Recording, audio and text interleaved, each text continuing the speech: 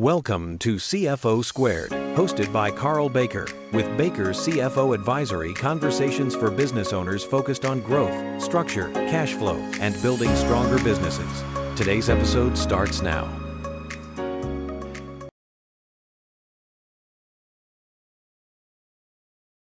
To introduce our speaker, we have Karl Baker. Karl. By the way, Karl is with a K, so don't mispronounce it. That's what he told me. So, Karl, come on up. I'm sorry.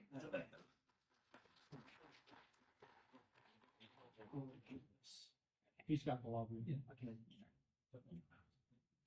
I could be a two-fisted microphone with both.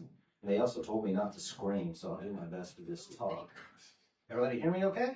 Yeah. All right. Well, hello everybody. My name is Karl Baker. I own an accounting firm, Baker CFO Advisory, and I'm going to share with you my why and what and some of the rationale behind starting the firm and what I've been doing in my career, and have some questions for you. Hopefully you will have some questions for me. And it's been emphasized to me, first of all, before I forget, some familiar faces. I used to come to this, and I should come back to this more often. And Yes. I've stayed in touch with Sterling, and at some point, as I have evolved my business, and this is something I've been doing for a while, but as I've done that, I said to Sterling, I should come present to this group and get some feedback from you. But I can barely say my name and introduction in under 6 minutes, so I'm going to do my best to keep this short. I'll go quickly, and then hopefully I'll say enough to trigger some questions from you.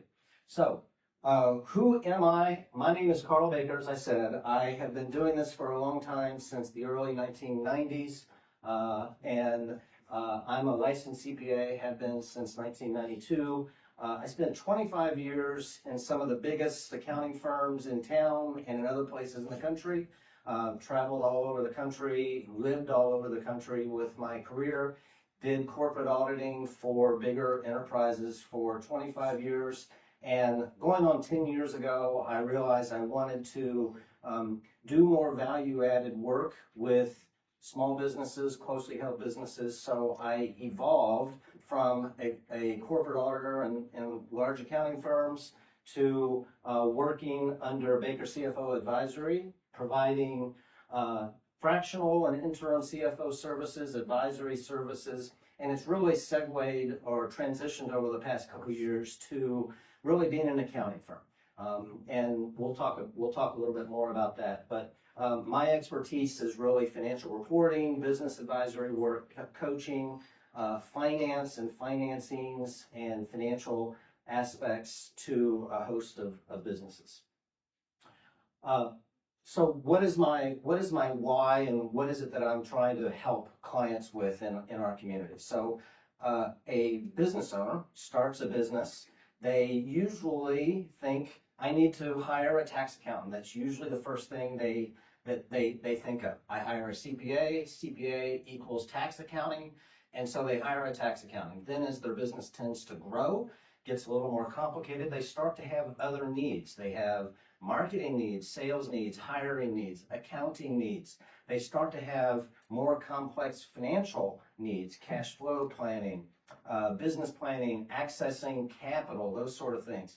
They then, one of my comments on here is they know their business, but they don't necessarily know financial matters as much because they're experts in whatever they're doing with their business. So they turn to their tax accountants, and it's a truth that most accounting firms are not, many accounting firms are tax shops. They provide tax return services, but they're not necessarily business coaches, advisory coaches. They're not necessarily in tune with all the financial reporting aspects. And so the question is that enough? And they start to look around for somebody that has a little more robust, comprehensive experience. And that's what my value proposition is.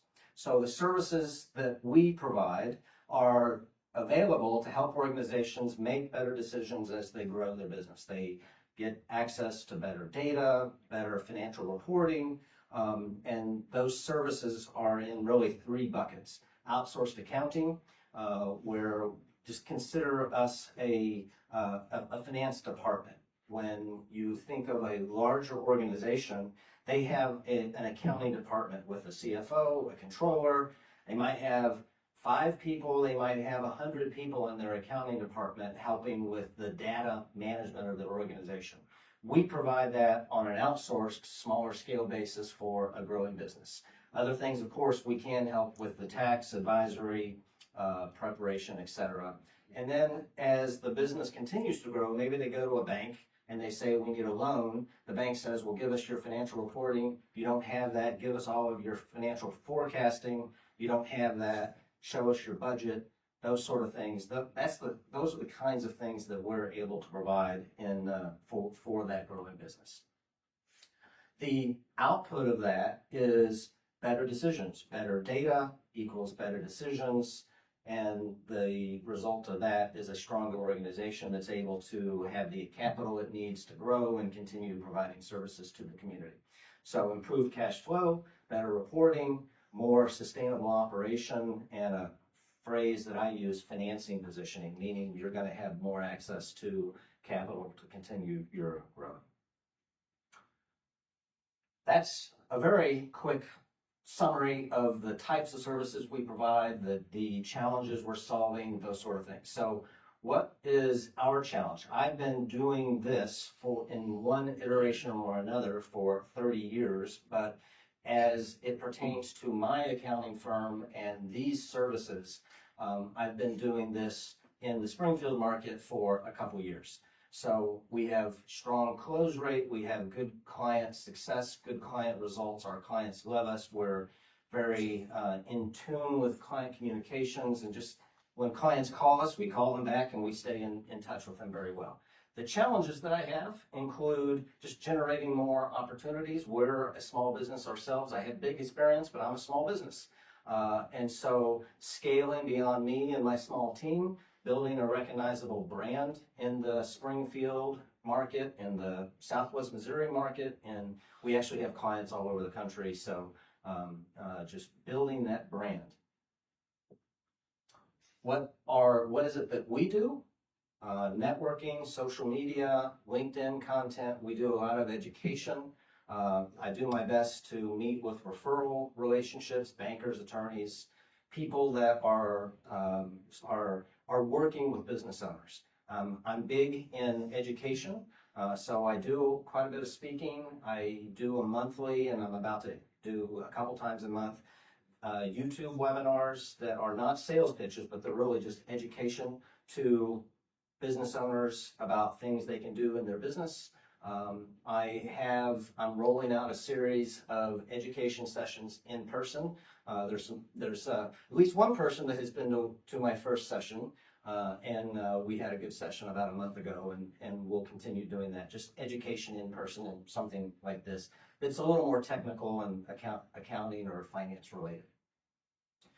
So strategic questions is there that I have for you, and I'll look for feedback from you and questions from you, but is there a community need for what I'm describing? How can I create predictable lead organization, feedback around brand building, and how do I scale delivery beyond myself? I do have a small team, but frankly, I'm kind of the face of the firm right now. I enjoy it, but I'm wanting to scale that. I know at some point I'm going to be asked, how can this community help? And we can come back to this. I don't know if you've changed the model, but so what I'm looking for is feedback from this audience about growth strategies, referral opportunities, introductions, ideas, feedback on my message today, and I will leave it at that. Thank you very much for listening. Thank you very much. This is the Q&A portion. If you raise your hand, I'll run over to you with the mic, and if you'll please say your name and who you're with. And I'll start with the first question. What has changed since you last presented with your company? Yeah, so I presented 2 years ago, and what I didn't say is I grew up in Missouri, lived in Missouri in the 90s. My career, that 25-year auditor career, took me to St. Louis and also to Boston. So I lived in Boston for 15 years and worked there. I came back about 6 years ago and got reacquainted to the community. When I left my accounting firm, my auditor career, and I went out into my entrepreneurial flair, I thought maybe, just maybe, I can avoid bankruptcy and earn a living this way. And I hope you all are going down that same path. So I did a few other things as well. I always kept Baker CFO Advisory. I was doing CFO work, interim CFO work for nonprofits and closely held businesses. And I kept that in my back pocket doing that, but then I also was helping organizations with commercial financings. And 2 years ago, I was here under the umbrella Infinity Commercial Capital, where I was providing commercial real estate and commercial financings. I still do that, and I will do that under this umbrella now, but that's the change. I've gone back to my experience is working with business owners from an accounting, financial reporting, finance perspective, and so I've just doubled down on that with Baker CFO Advisory.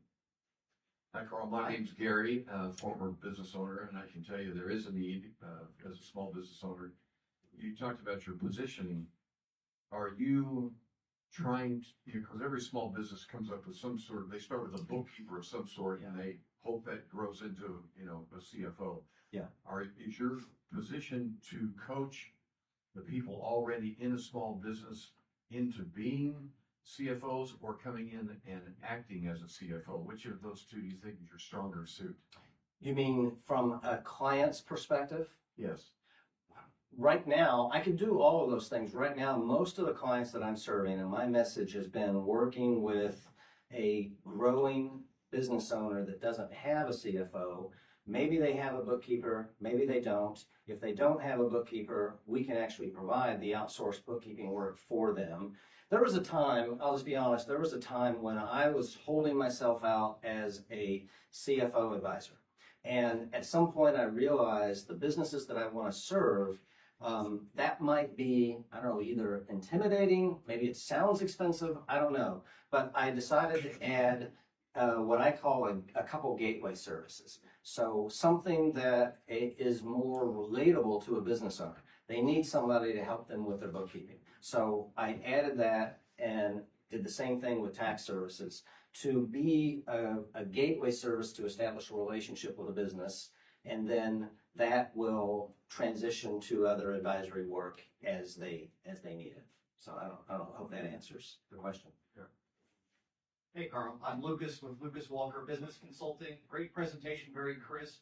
I know that your client details are confidential, but in general, can you tell a single client story of transformation or kind of a blend of how you might have helped someone specifically, a specific organization?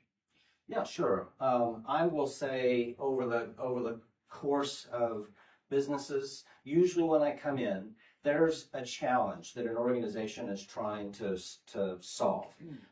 They're usually scratching their heads saying, I can't quite articulate my issues, but there's something wrong with my finances. I either went to a bank and I got laughed at because I'm just not ready, or I don't have the cash. I feel like I'm being profitable, but I don't have cash. So those kinds of things happening. So one client came to me and they said, we need you to help us with our budget. We have some issues. We're not able to articulate what those issues are because that's why we're calling you. And I spent some time looking at their finances and said, yep, you're right. You have about an 18-month runway, and here's the reasons why. And if you don't make some changes, you will be broke and you will just hand in the keys in 18 months. And here's why. And in that process, we turn that into a 4-week major change process. One of the leaders in the organization said, Carl, you just explained to me my business's finances better than anybody ever has in the last 20 years. I'm paraphrasing, but generally that's you've made the complex simple and you've helped me understand this. Now let's go and make some changes. Thanks for the question. Excuse me. Yeah. Great presentation. I agree with you. Over the life of our organization, we've used about 3 different CPAs. However, they're very good at doing our quarterlies, being compliant with the IRS. However, the strategies were missing. Can you tell us more about your educational opportunities? Sure. The educational sessions that I was talking Yes. about. Yeah, sure. It can be on a number of things currently, and you can look me up. Look up Karl Baker under YouTube. It's Finances 101, I think, is another one of the buzzwords. I actually took that video series and converted it to a podcast as well. So that video series is being rolled out in podcasts. If you look up Baker CFO Squared in your wherever you listen to podcasts, you'll see a developing series there. So I stare out the window periodically and say, what is it that our clients are struggling with?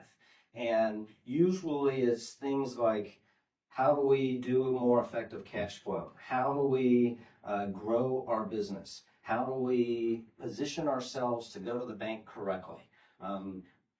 It's been my experience, this is oversimplified, but many times people will go to a bank and throw stuff up on the wall and see what happens. I actually take a position that you can anticipate what the bank is going to say in advance and prepare for your financing ask.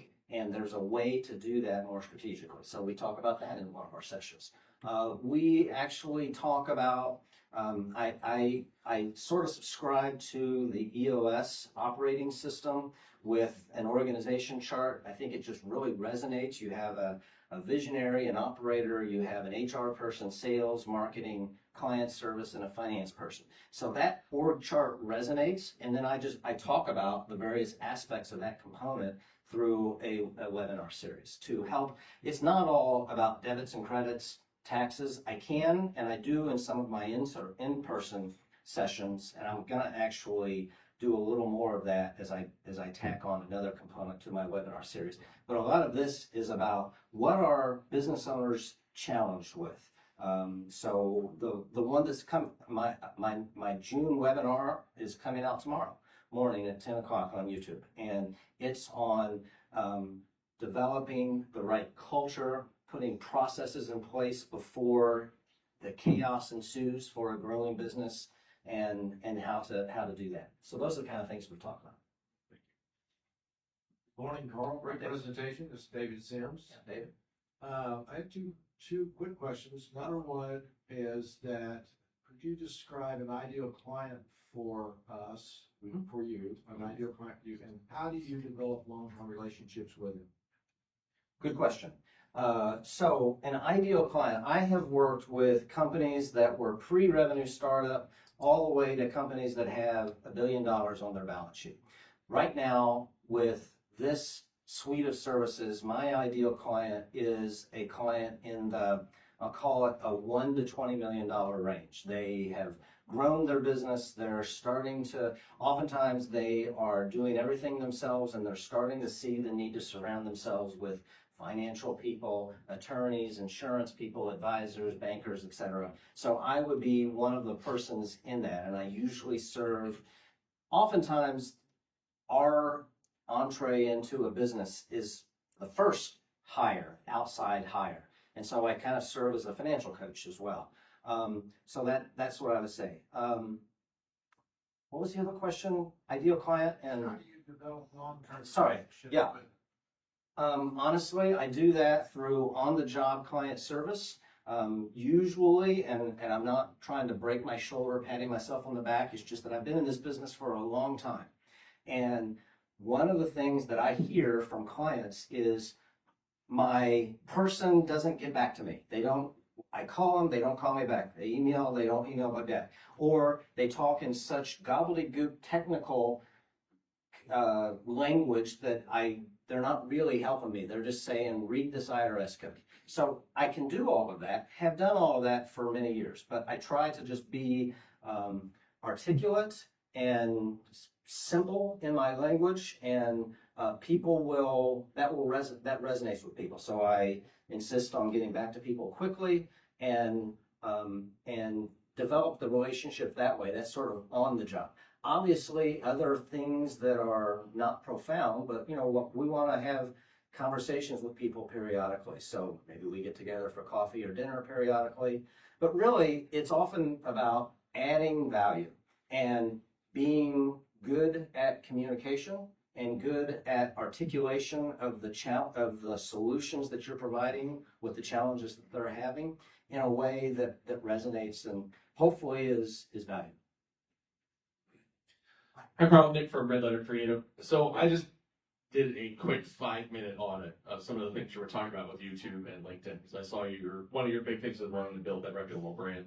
And I guess one of my questions, based on the content that I saw, are you trying to get more into outside of the financial and into the business growth space? Because most of your content on LinkedIn, you don't mention finance at all. And when you're talking about growing teams and SOPs and that kind of stuff, are you wanting to take that in the direction of business building? Or were you doing that more as added value and wanting to really double down on the finance side? Yeah, I would say the two go, in my mind, go hand in hand more so than maybe we realize.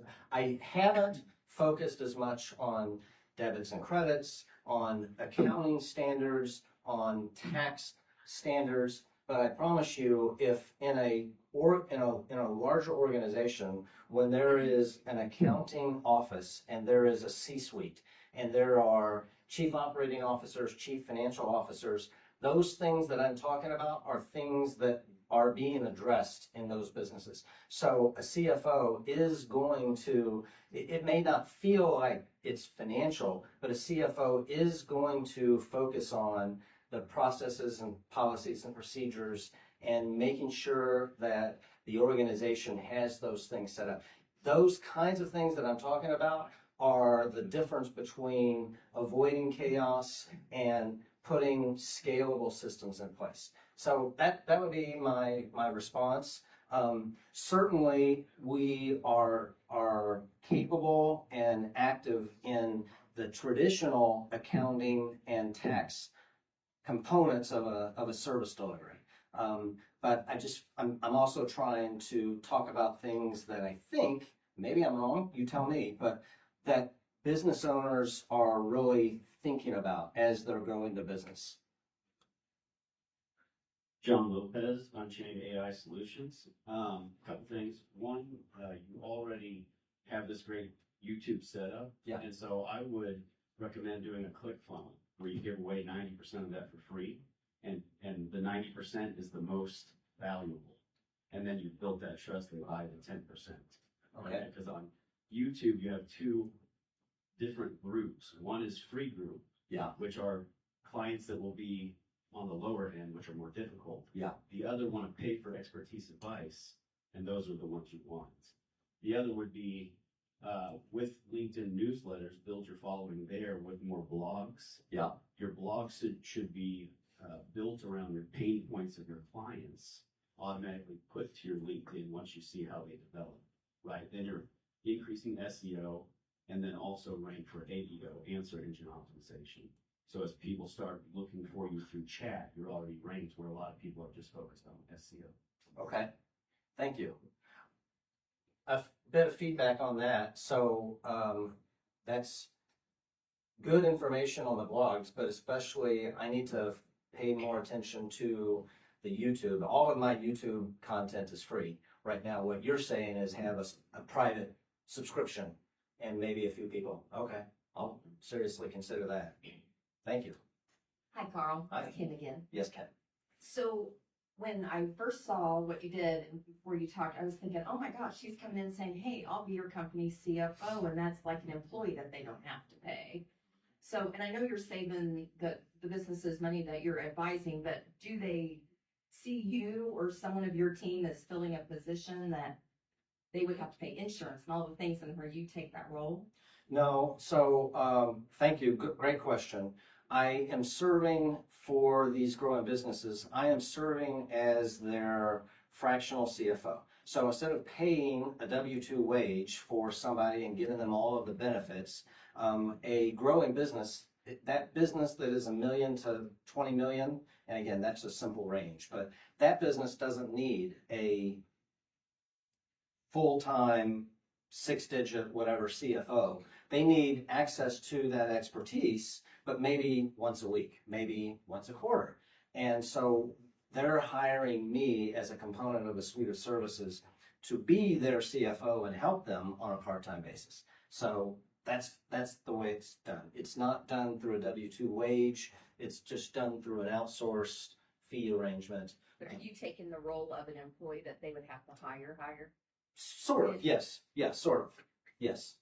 And I have done that. I've actually gone in on an interim basis and served as their interim CFO.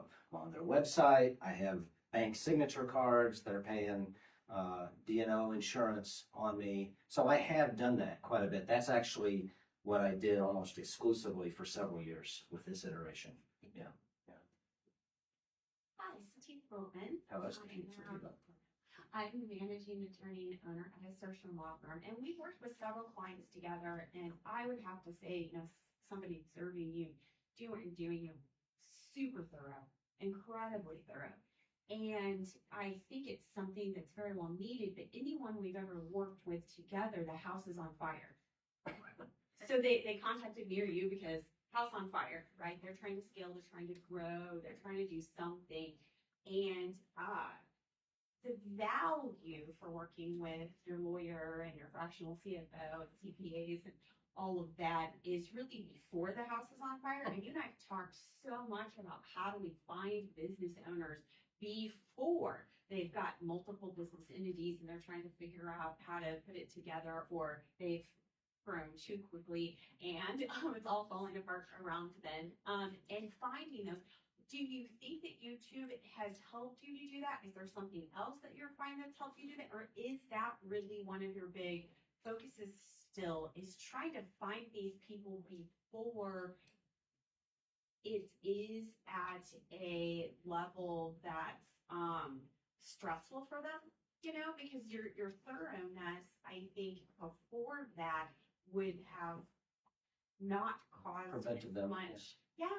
Yeah, the preventative side of it, I think, is where I've seen you would have been even more beneficial Yeah. for these clients.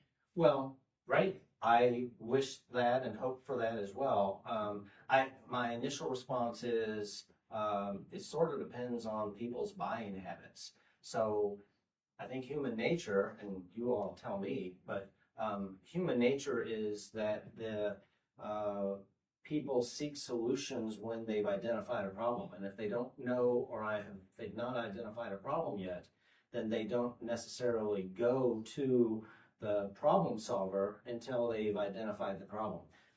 Once in a blue moon, somebody might be incredibly proactive and say, we're going to get our ducks in a row before, and that's wonderful, and that's great. But I think more often than not, the reactionary approach is realistic. All right, very good. Thank you all so much. Is there anything that has changed so that we can help you? I appreciate this feedback. This has actually been very good, and I'm gonna leave it at that. I'll stick around if anybody wants to ask me any other questions, and happy to have some more feedback. Thanks for listening to CFO Squared, hosted by Karl Baker with Baker's CFO Advisory. If you found this episode valuable, be sure to subscribe and share it with someone who would benefit from the conversation. We'll see you in the next episode.